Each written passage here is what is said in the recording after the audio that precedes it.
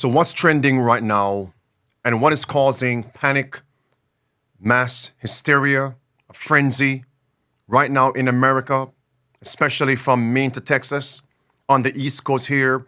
It is actually the port workers' strike. It was predicted to take place today, October 1st, and it is now official. The port workers are now on strike. And today I have a special guest, Marie Diaz from Eyes on the Times, who will be breaking this news to us and giving us the pertinent application of what these things mean for us as Bible-believing students and for the world at large. It's time for all of us to get ready. So welcome, Marie, to Midday Power Surge. Thank you so much, Pastor, for having me. Yes, we want to just eliminate all the introduction, the pleasantries, and get right into the crux of the matter, because what we're seeing has been predicted. It's all predictive programming. We have seen the tyrants actually speaking about the coming synchronized chaos. And I must confess, while driving yesterday, my wife said to me, from synchronized chaos to organized chaos.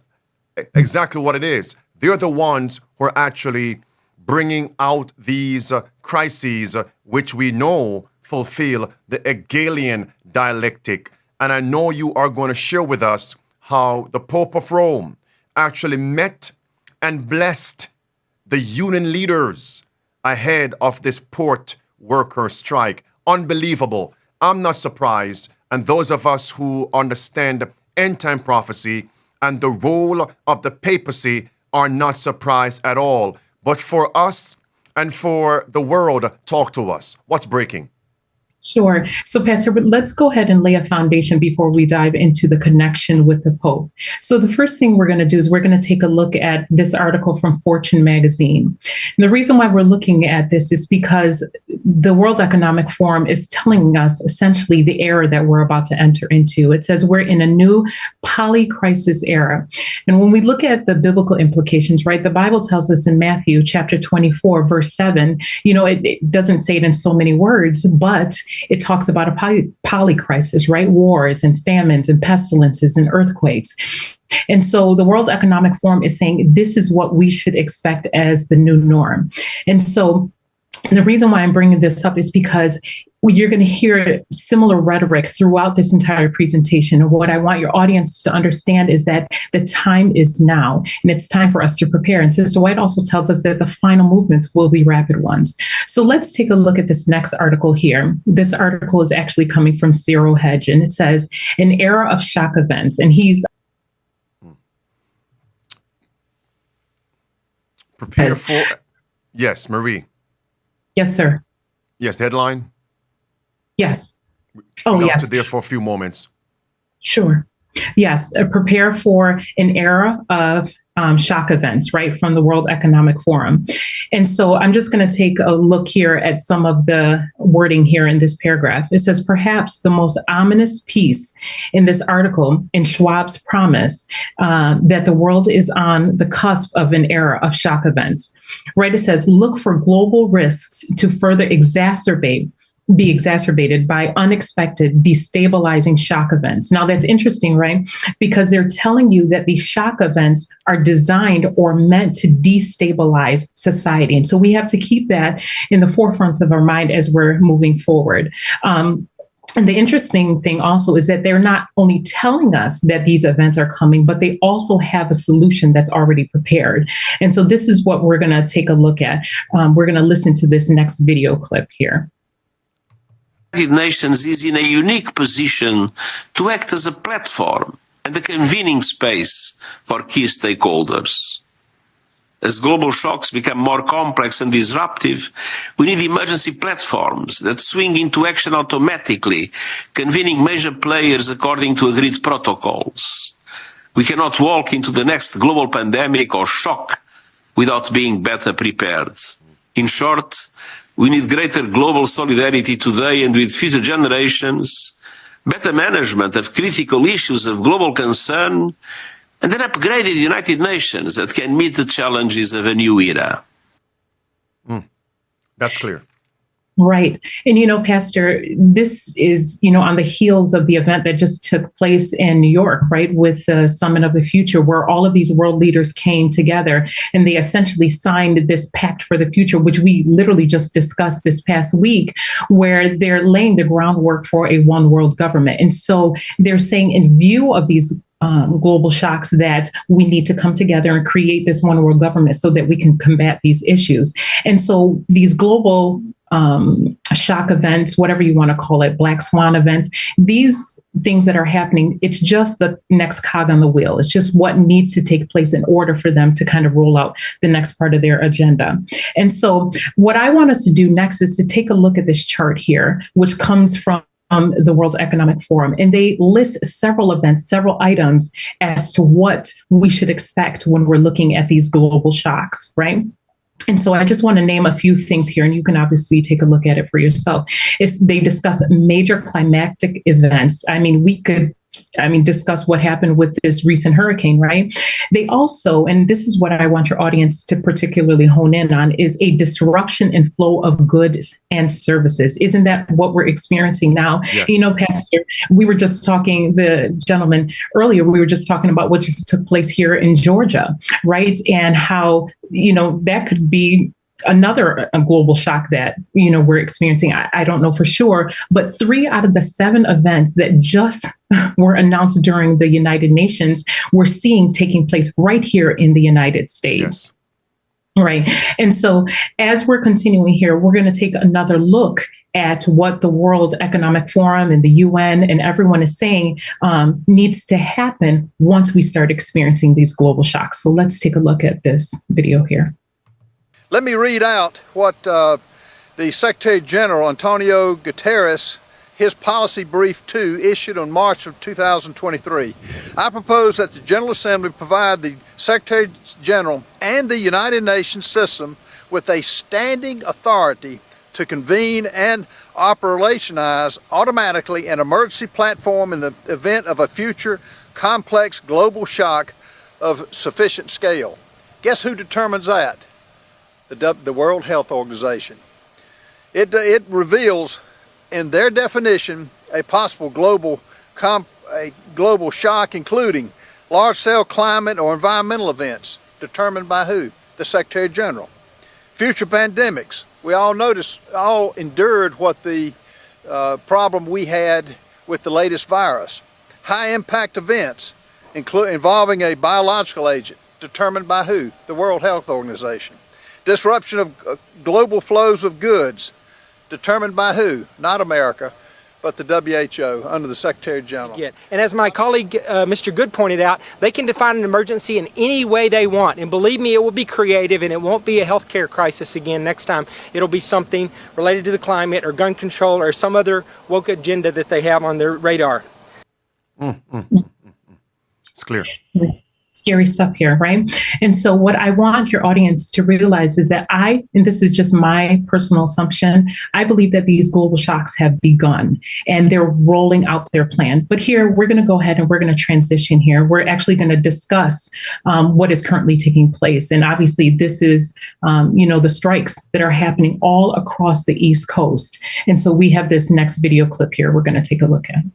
Breaking news overnight. Tens of thousands of dock workers walking off the job just after midnight. The strike threatens the nation's supply chain and could lead to higher prices and possible shortages. Ports from Maine to Texas, like the ones you're seeing live right now, are being impacted. Elizabeth Schulze starts us off at the vital port of New York and New Jersey. Good morning to you, Elizabeth. Good morning, Michael. Hundreds of union workers here tell us that they are demanding a fair contract, and the union's president says that they will stay on strike until they get that. Until then, busy shipping hubs like the Port of New York and New Jersey here, the busiest on the East Coast, are at a virtual standstill. Nothing's going to move without us. This morning, tens of thousands of union dock workers at more than a dozen ports from Maine to Texas are off the job and on the picket line. We're here to support for going forward the future. No automation. We want to secure our jobs. At midnight, the International Longshoremen's Association announcing its first strike in nearly 50 years after it failed to reach a new contract agreement with the U.S. Maritime Alliance. During 11th hour negotiations, the union insisting on a 77% pay increase over 6 years and limits on the use of automated machines. The shipping industry group responding with the nearly 50% pay hike. I want to tell you all what you're doing is right. This is going down in history. What we're doing here. 14 vital ports that absorb more than half of the cargo shipped to the U.S. from other countries are now at a standstill. Fresh fruit, clothes, machinery, and medicine won't be loaded on or off container ships, potentially costing the American economy up to $7.5 billion in 1 week. Analysts say for every day the strike lasts, it could take 6 days to clear the backlog, an echo of supply chain bottlenecks during the pandemic.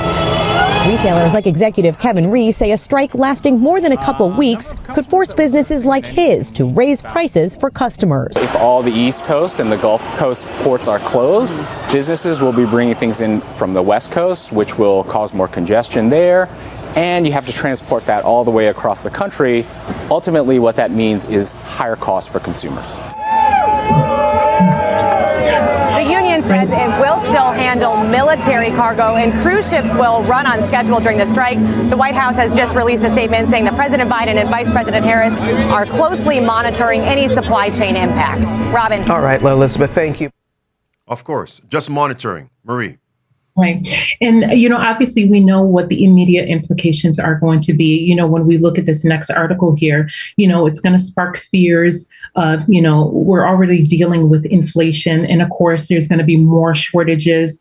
There's this other article here, that's coming from Fox News where it says U.S. shoppers start to stock up essentials as port strikes pressure prices to go even higher, and so of course there's going to be shortages. People already can't afford food. They can't afford the things that they need. And so this is just going to continue to exacerbate an already existing issue, and I just want to mention the climate here in the United States, not just about the political climate, but just the climate altogether. It's like dry tinder, and it just needs one spark and, something is going to happen. And, we've already discussed the fact that a lot of people believe that we're, on the cusp of another civil war or revolution. I don't know. And of course, the spirit of prophecy tells us, that spirit, is going to envelop the entire world. And so we're seeing the conditions for this type of thing. We're just going to look at one more video. This video is coming from Governor Hochul from New York. And I just want you to pay particular attention to what she is actually concerned about moving forward. Chris, clearly, whatever is perishable is going to be felt first. Sure. And that's what we keep hearing, that food is going to go bad. We'll see if this is still on in a week. But as the longer it takes to resolve this, you're going to see shortages of everything. Mm-hmm. Right. We've discussed that, obviously, that there's going to be shortages. But there's another video where the potential for disruption is significant. Potential for disruption is significant. Interesting. Here she is, Governor of New York. The potential for disruption is significant. We've not had an event occur like this in our ports since 1977, and that lasted 12 days. We're deeply concerned about the impact that a strike could have on our supply chains, especially when it comes to critical goods like medical supplies and others. That's interesting, right? Medical supplies. And so, this is why it's so important for us to learn the health message and to be prepared for whatever crisis, we're faced with. And thank God that he's given us wisdom through the spirit of prophecy to be able to see these things and to prepare for them. But what I want your audience also to realize is that before the port crisis took place, yes, sir. I want to chime in right here because I know what the cynics and the mockers, the scoffers are going to say. We have gone through something similar before, as just mentioned in 1977, and we came out of it. So what's the big deal about this one in 2024? How would you respond to that? Well, the papacy's fingerprints are all over it. And we're going to allude to that as we near the end of this presentation. And I think that's what the difference is. And of course, we're looking at the context in which this is also happening. Yes, maybe there was a strike back then, but I don't think there was a hurricane happening. I don't think there was a pact of the future that was signed at that particular time. There's tons of things that are happening. And, the Bible likens it to birth pangs, right? And they're increasing with intensity and rapidity. And so we're comparing apples to oranges. Yes, that event may have taken place, but there's so many other events that have taken place in addition to that. And this is why we should be concerned. Continue. Yes. So I just want to mention also that before the port crisis, the strike took place, this at midnight, the food chain was already facing some issues. We're going to take a look at this new article from Reuters, right? It says U.S.-Mexico rail delays hit farm sector ahead of possible port strikes. And so even before this is, like I said, the port strikes, it's just going to exacerbate an already existing issue. I'm just going to read a few lines here. It says, rail backlogs are disrupting export trades between the United States and Mexico and snarling agricultural supply chains as the fall harvest is underway. And so now they're harvesting, right? And they're already running into some issues. Here's another point here. It says a potential East and Gulf Coast port strike that could begin on Tuesday would exacerbate the problem. And so, and of course, Pastor, we've discussed Mariana Mazzucato in one of her reports. She actually talked about how there was going to be a famine. There was going to be these issues. The Bible tells us that these issues were going to take place. And so now the movement is on foot. And the question is, are we ready for it? And for those who want to go back and take a look at that video, it's when we covered the Pope's mistress. The Pope's mistress. Continue, please. Yes, correct. And so now I just want now the strike just took place this morning, right? But I want you to see in this next video how they're already experiencing clashes. People are already being violent. Like, it's unbelievable. It just started. And no one is actually feeling the effects as of yet. It usually takes a little bit before you start feeling it. In about a month or two is when you're going to start feeling the effects. But let's just take a look at this next video. In circles now, Baltimore police were here earlier reminding the picketers that they cannot block the entrance to the port. The longshoremen walked off the job at 12:01 a.m. There was confusion and anger as picketers initially tried to stop trucks from entering, and it did turn violent. I come here for 7 years. I pull the trash and the debris out of here for the Port of Baltimore, and the officer told me to come back and go in there to get out of my way, and they attacked me and broke the windshield and lacerated my face. Look at it. Now, we don't know exactly what happened. The union members said the truck hit one of the picketers as they swarmed around it. We did see an ambulance come to assist, and we know that that gentleman did speak with police officers. Again, we'll let the authorities sort out exactly what happened there. Now, 45. So do you see the environment, the feelings, the tension, that's accumulating as we're going into this crisis? And so not only that per se, but also when you're starting to look at how and the way that the unions are they're demanding. And, we're just going to take a look at this article here. Now, it says, yes, sir. It says the East Coast Port. It says the ILA union rejects wage hike offer near 50% as shutdown nears at midnight, right? And so I don't know about you. Of course, I'm not a union worker. I don't know what these individuals are dealing with, but a 50% increase seems like a lot to me, right? But let's just take a look at this video here, and you're going to see the demands that they're asking for. And I want you to ask yourself whether this is reasonable. Let's just take a listen 50%. To this. No, hold 1 second there. In the previous video clip, we just saw how the picketers from the union were blocking truckers from coming in to do their own duties. In other words, if you don't sympathize with us, we will lay hands on you. That happened in Russia, in the Russian Revolution. It happened before in France. If you don't sympathize with the revolutionists, with those who are rioting, those who are actually calling for change, you are going to be marked men. Inspiration says it's going to be repeated in the last days for God's commandment-keeping people, and that reference is Selected Messages, Book 2, page 142 on into page 143. If we do not, and the context is with the unions, the labor unions, the trade unions. If God's people don't sympathize with them, we, commandment-keeping people, are going to be marked men. They will attempt to lay hands on us. Let's get back here. The ILA union rejects wage hike over near 50%. 50% they're asking for as the shutdown nears. Here's a clip.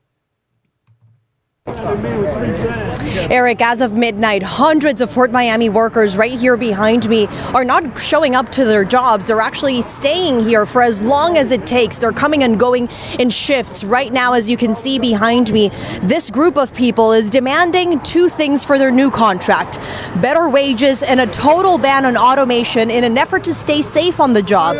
These are some of the workers who handle all of the goods that come to the port on a daily basis, including Saturdays and Sundays. These union members say they want a 77% wage increase over 6 years and a total ban on the automation of cranes, gates, container moving trucks, and other type of automation equipment. On the other hand, the United States Maritime Alliance represents the ports. The group offered dock workers nearly a 50% pay increase, pledging to keep limits on automation. We know that a lot I don't know, Pastor, but maybe it's just me, but I feel like that's a little bit unreasonable. 77% pay increase. In addition to that, I mean, we're moving forward, and the fact that the unions just don't want any automation, they don't want any technology. And of course, there's always that fear that technology is going to take their place, but they're saying that within the contract that they're willing to minimize the amount of automation that they're going to use. And they're saying, if you listen to them, they're saying they are not going to budge. And so I just want the audience to keep that in mind as we're moving forward. So that and means you ask why. If I'm making $1, I need $1.75.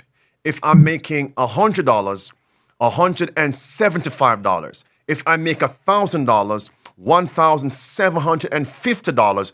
Just keep on going. If I make 10,000, and if they do not budge, if they don't yield, and this stalemate continues, we can see the what is going to be ominous. There's going to be a crisis, and it's going to continue and get worse. It's going to get in a form of burgeoning. It's going to be very disruptive, and people are going to suffer. And let me tell you something: the powers that be, which we'll cover, they want it so because they have an end goal. Absolutely. And, Pastor, they're holding the economy hostage, right? And so, like you rightly said, you would think that those that are in charge would see what we see and want to mitigate the situation, but not so. We're actually going to take a look at that right now. We're going to see what the response has been from the current administration. So we're going to take a look at this article from Reuters. And I just want to read a few lines from here. It says, Biden won't block potential strike at East Coast ports. Now, of course, you can just look at this as an isolated incident, but I want you to look at the inconsistencies in this administration. Listen here. It says, U.S. President Joe Biden does not intend to invoke a federal law to prevent port strikes. It says, we've never invoked the Taft-Hartley to break a strike, and we are not considering it now. And for those of you that aren't aware of it, the Taft-Hartley Act is the federal law that was put into place in 1947, and it kind of puts limits on the union. But let's just take a look at this other article here, and I'm going to show you the inconsistencies. It says, and this is coming from Reuters as well, it says, what we know about the U.S. East Coast port dispute. And it says the White House said that it is not trying to help broker a deal, listen, as it did last year during the West Coast talks. That's interesting, right? Yes. So for those of you that recall, last year we actually were on the border of going into another strike on the West Coast. However, the administration decided that they wanted to intervene. So the question is, why are they not intervening now? And of course, I personally believe that it's deliberate, that they want this crisis to come. And we're going into an election year. Again, there's just so many things that are happening. But we're going to take a look at another clip, and hold it right there. So if one of their purposes and reasons for not trying to end and to intervene to stop and halt this strike because of the election that's coming up, and they'll do anything to win an election, we are now at October 1st. That means we have approximately 35 to 36 days to go, November 5th. So are you telling me that they are willing for the whole nation to suffer supply chain crisis for the next 35 days in order to win an election? If that's the case, they don't care about us. Carry on.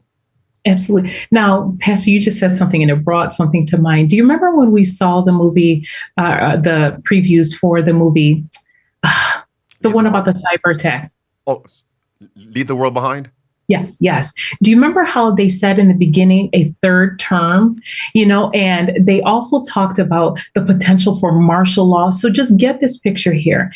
If people can't afford food, these people that are dealing with the consequences of the recent hurricane, can you imagine, what could potentially happen? And like I said, people are already angry with the political environment, everything.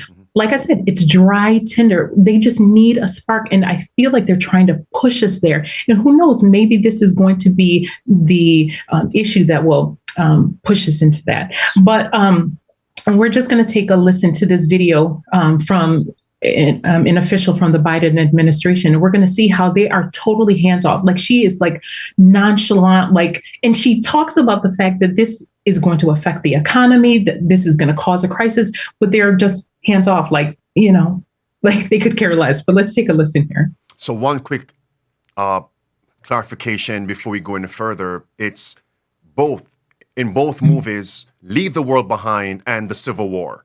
Third term president, the Civil War, as the person was driving and went off the road. And on the radio, it said a third term president, martial law, creating the crisis. Enough said. Here's a video clip.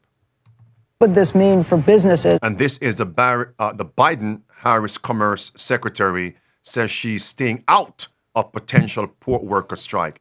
Interesting. Take a listen. What would this mean for businesses if we go into the strike, and what do you know about it?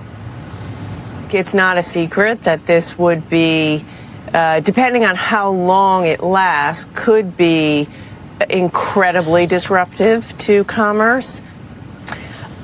Again, I have not been very focused on that. I would refer you to the White House or the Transportation Secretary. As I said, I haven't been particularly involved. Unbelievable. Unbelievable. She's talking about how it would be incredibly disruptive, right? But like I said, they're completely hands off. They don't care, and so this is why, again, when the world is facing a crisis, you have to make sure that you're prepared. We can't wait for the government to take care of us, and we have to be independent. So now, Pastor, we're going to transition, and this is really the crux of the presentation and why it's so significant, the biblical application here. It's because, whoever coined the phrase, all roads lead to Rome, they obviously knew what they were talking about. And so when I first saw this, I just couldn't believe it. I believe it, but I just couldn't believe it that the Pope actually met with the leaders or some of the members from the ILA, this particular union, 9 months before this crisis began. And so we're just going to take a look at a couple of articles. The first article It says Pope Francis, and listen, he invites International President Harold Daggett to send ILA delegations to Rome in early January, and listen, to receive papal blessings for the ILA members and their families. That's just something, I can't believe it. I can't believe it. But we're going to take a look at a couple of pictures here. And I do want to read a couple of lines from these pictures that were posted on Facebook. Here, it says Pope Francis gives dock workers around the world papal blessing at the Vatican. And again, this happened in January. And it says delegates from the ILA and the IDC were honored to meet Pope Francis at the Vatican yesterday. It says Pope Francis graciously spent time with the delegations, accepting gifts and blessing a statue of who they say is Mary for the IDC to share with the dock workers unions facing challenges, and so again, of course, for those of us who know the biblical implications, Sister White told us that these things were going to happen. And so we shouldn't be surprised when we see the Pope's fingerprints. Of course, there are other pictures here from Facebook, but I want to get to this one article here, and I want you to hear the response from the leader of the ILA. It says here, I am deeply honored that who they call, we'll just say Pope Francis, has honored me and the ILA with the invitation to meet with him and receive blessings for the ILA members and their families. This again comes from the president, right?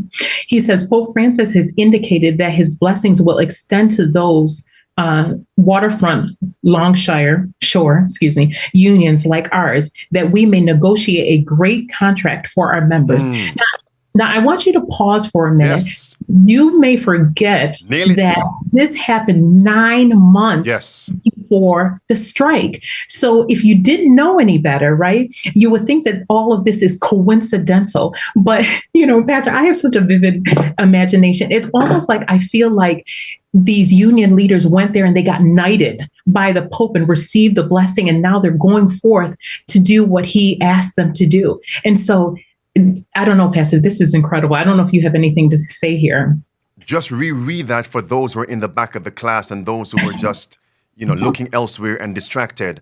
Pope Francis has indicated that his blessings will extend to those waterfront longshore unions like ours, that we may, catch it now, negotiate a great contract for our members. What is the issue over right now? Contract negotiation. They create the crisis, and I believe the Pope doesn't care. The Jesuit leader, the papacy, the tyrants of darkness, some men we don't even see, right? They don't care about any contracts with union workers. Their objective is to divide and conquer, and so that the papacy can regain her dominance. And any means necessary, they would do it. So create a stalemate in America, destroy the economy, create riots, and we can now implement this so-called solution, which in eventuality was the end goal before the whole thing began. That's the objective. They play both sides, Marie.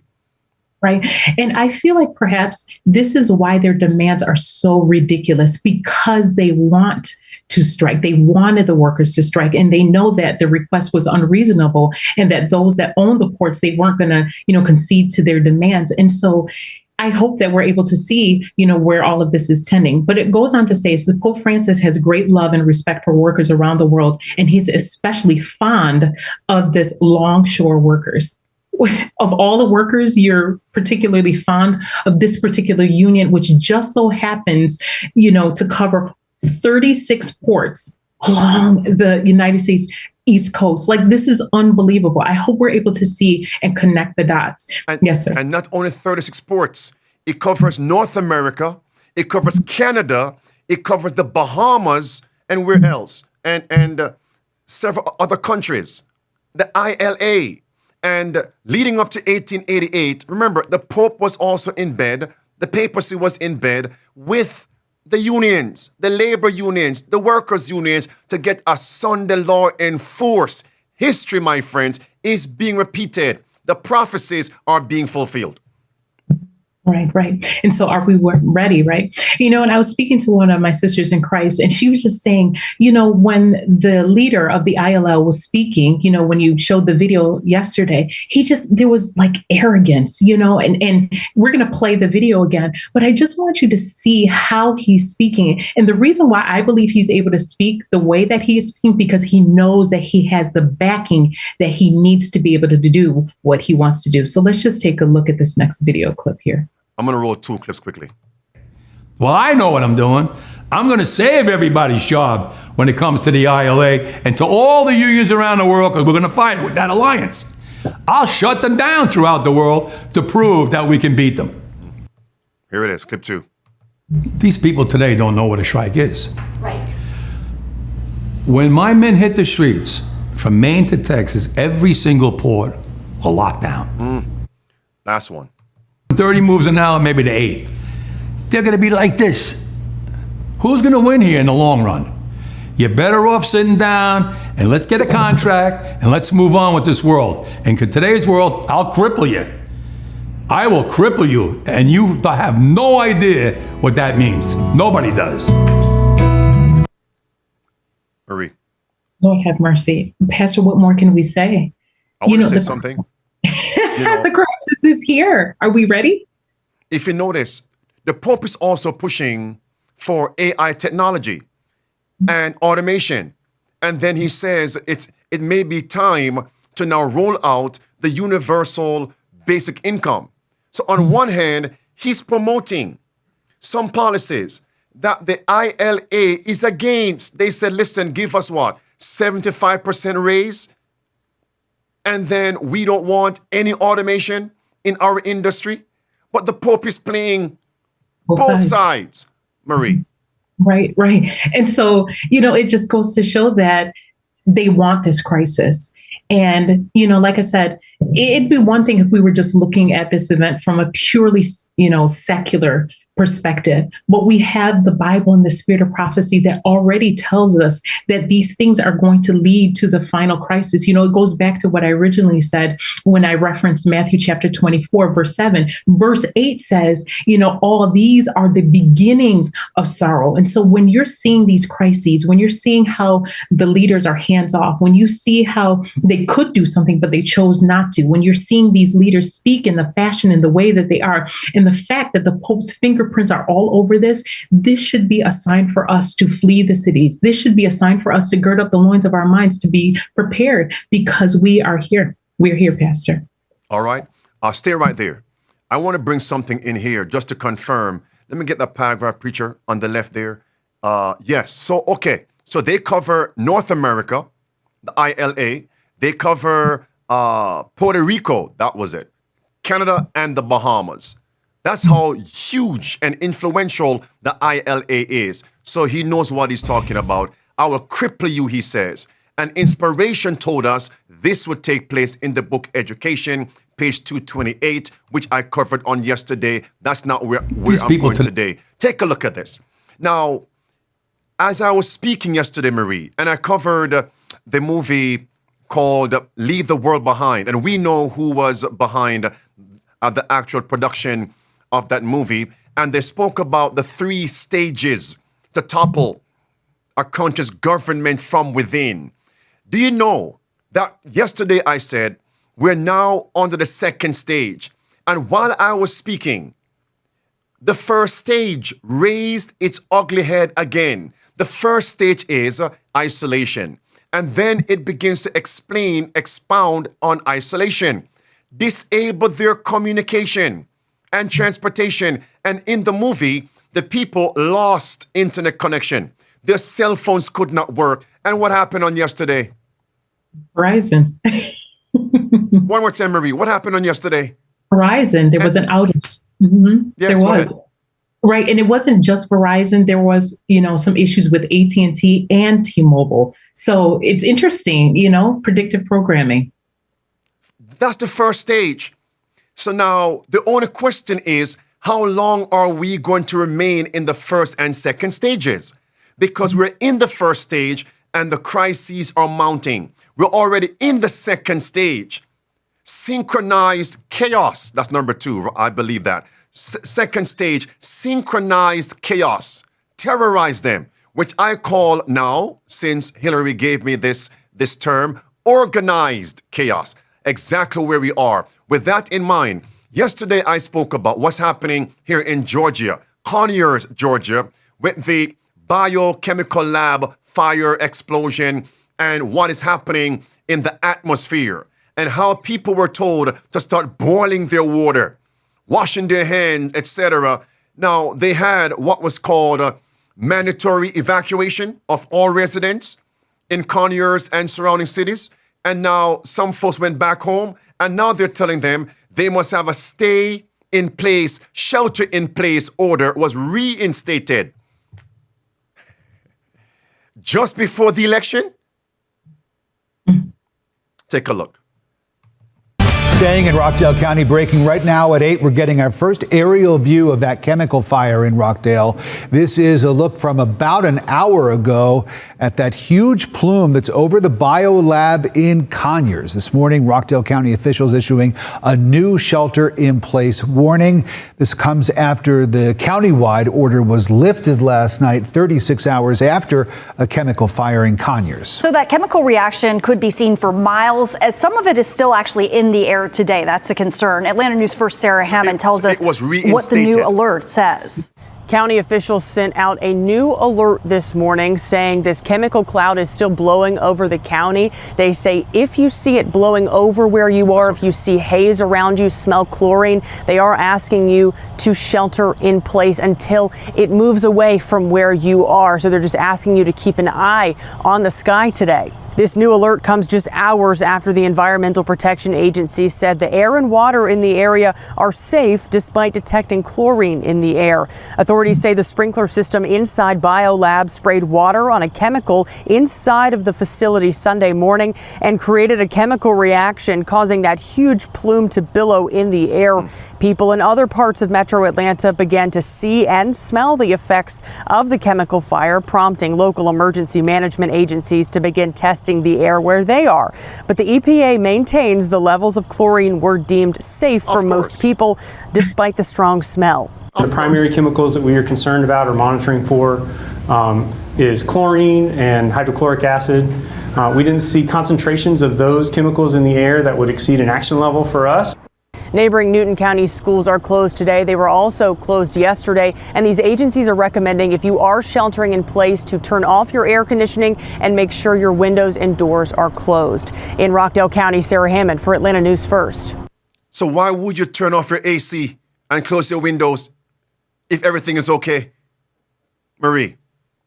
Unbelievable. You know, Pastor, when we showed the slide where it talked about the global shocks, right? One of the events was a biological event. You know, I'm wondering if this could be classified as a biological event. And Pastor, it's just insanity. I don't understand. And of course, you know, they want to quell fear, right? They don't want people to start panicking. And this is when you have to be able to think for yourself. You know, you mentioned, you know, Jared having his gas mask. I don't think that's a bad thing, you know, but it just goes to show where we are in Earth's history and the fact that we need to be prepared. I want to share something here. This is actually, I'm gonna drive home this point. I want to bring the minds of the viewers and the listeners here to a particular scripture as we compare Isaiah 23. Very, very important based on what we're seeing here. And this goes along with what we covered today.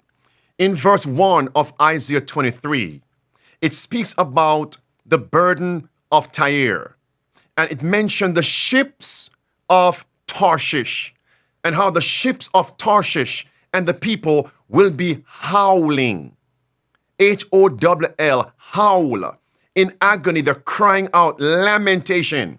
If you skip on down to verse 6, it mentions the howling again, the ships of Tarshish. And in verse number 8, it says that the ships of Tarshish is connected to the merchants. And it's also run and governed by a crowning city. Now, Marie, let's talk for a minute here. When we say a crowning city, What is in a city, in a country? That would imply the crown. Who wears a crown in a country? A king or a queen. King or queen. Wonderful. And based on prophecy, we know this applies to the queen. Right. And who is this queen city? The Vatican, the Papacy. And Isaiah is telling us the ships of Tarshish is linked to the crowning city, and the people are going to howl. Don't forget those words. Take a look at this. In verse 14, it says, the ships are laid waste. That means there's going to, whatever the ships of Tarshish represent, they are going to be laid waste. What if I told you that based on the prophecies and scripture, when you compare scripture with scripture, the ships in the Bible points to the economy. Take a look at this quickly. Look at this quickly. These are several scriptures on the screen right now. From Psalm, Proverbs, and Psalm again. Ships represent merchants. Ships represent business. Ships represent the economy.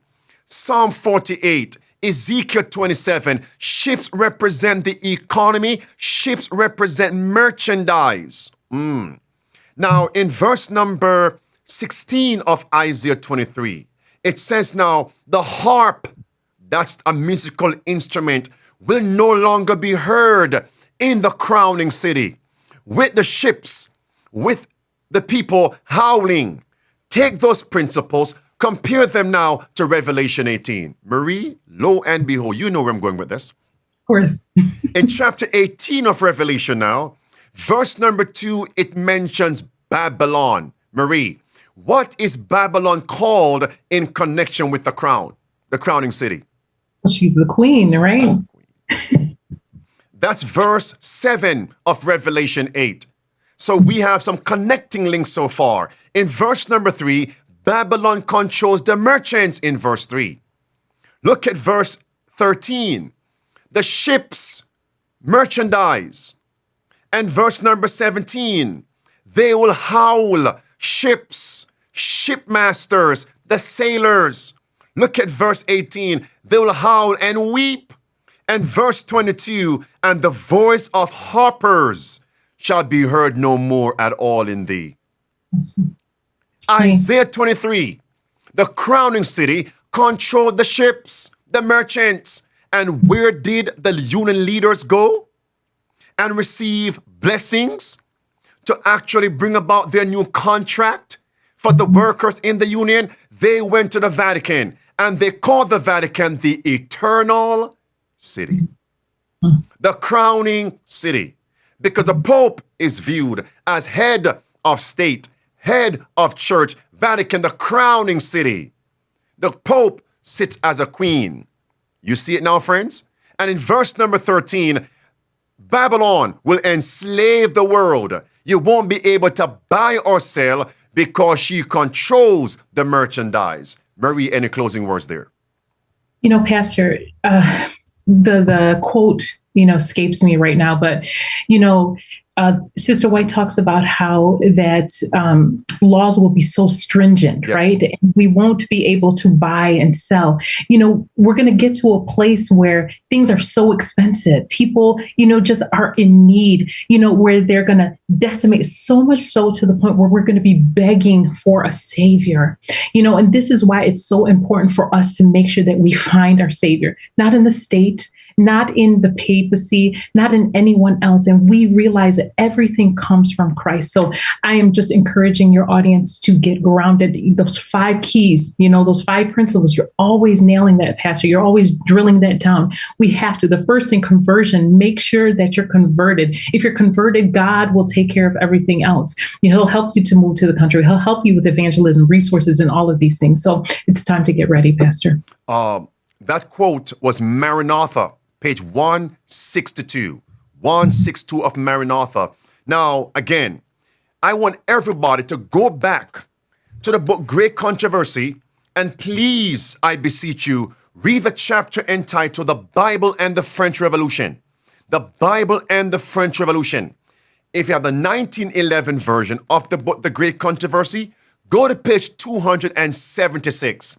What we're seeing now, the divide between rich and poor, the rich monopolizing everything, the centralizing of wealth and power to the enslaving of the few, of the many.